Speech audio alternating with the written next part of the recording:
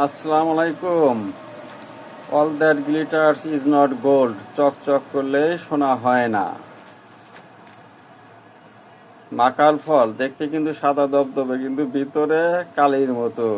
তাই বর্তমান young generation তাদেরকে উদ্দেশ্য করে বলতে চাই, চকচক করলেই সোনা হয় না, সেদিকে খেয়াল রাখতে হবে। বিশেষ করে জীবন সঙ্গিনী নির্বাচন করতে হইলে শুধু চকচকা সাদা চামড়া দেখেই কেউ পাগল হওয়া যাবে না। দেখতে হবে প্রত্যেকটা ছেলে মেয়েকে যে সেই জীবন সঙ্গী যাকে নির্বাচন করতে যাচ্ছি তার মন মানসিকতা কেমন, তার মেধা কেমন, তার ধর্মীয় জ্ঞান আছে কিনা, সব দিক দিয়ে বংশমর্যাদা আছে কিনা, সব দিক দিয়ে যাচাই বাছাই করে জীবন সঙ্গিনী নির্বাচন করতে হবে। তার কারণ একবার জীবন সঙ্গিনী নির্বাচন করলে তা কিন্তু চেঞ্জ করা যায় না। চেঞ্জ করলেও কিন্তু পরবর্তীতে ভালো পাওয়ার সম্ভাবনা থাকে না।